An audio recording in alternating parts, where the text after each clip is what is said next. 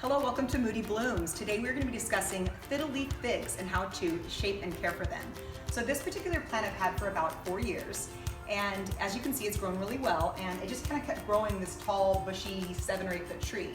And I wanted to shape that bush and make it more of a tree. So what I did first is I made some cuts, and we'll talk more about that later on how I decided where to cut.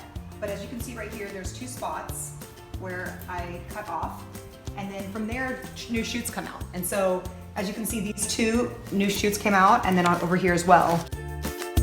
And then what I did is I took off some of the lower leaves because I wanted to make it more of a tree instead of the bush. And so today we're going to teach you how to propagate and make some more fiddle leaf fig trees, and we'll show you how to do that. This branch is growing really well, but it's getting a little bit heavy for the plant, and I want to go ahead and propagate this and plant a new plant. So the best spot to do that, I find, is right below a leaf.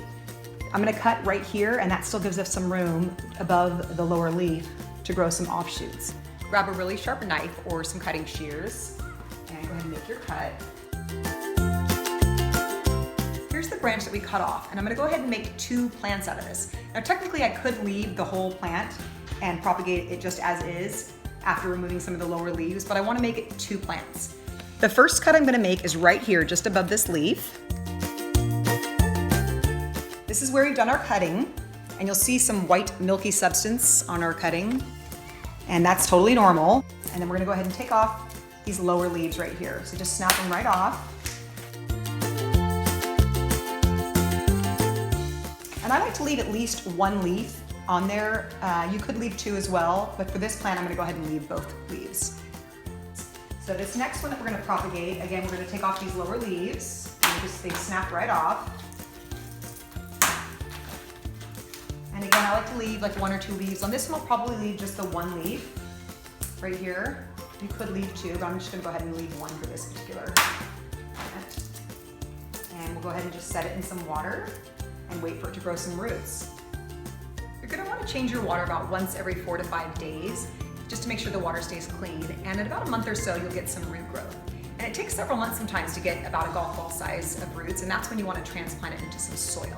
I'll go ahead and update you with some videos as soon as we get some root growth, and then I'll do another video on how to plant them as soon as we're ready. This is a cutting from the same plant that we cut off, and as you can see, it has a nice little offshoot right here that started. It did have 1 leaf there that I eventually cut off, and this started to grow, and it's been doing really well, and it's very healthy and happy. Check back later for a video on how to train this. As you can see, it's kind of starting to grow this way, and we want it to grow more upright, so we'll do another video on that as well. Here are my tips for growing a healthy fiddle leaf fig. First thing you want to do is find a good spot for them where they're going to get some indirect sunlight. They do not like direct sun. And once you find a spot for them, try not to move them too much. You can rotate it occasionally, but try not to move them too much. As for watering, this size plant, I do about 2 cups of water every single week. This smaller plant, I do about 1 cup of water every week. And you want to make sure that you dust the plants, because if you don't, what happens is, number 1, they look dirty, but also number 2, you block the light absorption on the plants. And because they're a large surface, they do tend to get dusty, so make sure you do dust those off as well. Another thing that you want to do is put them in a container that's good for their size. You don't want a really large container. They actually prefer a smaller container. That's what I found. And if you have any questions, comment below, and be sure to join us next time on Moody Blooms. Thanks for joining us.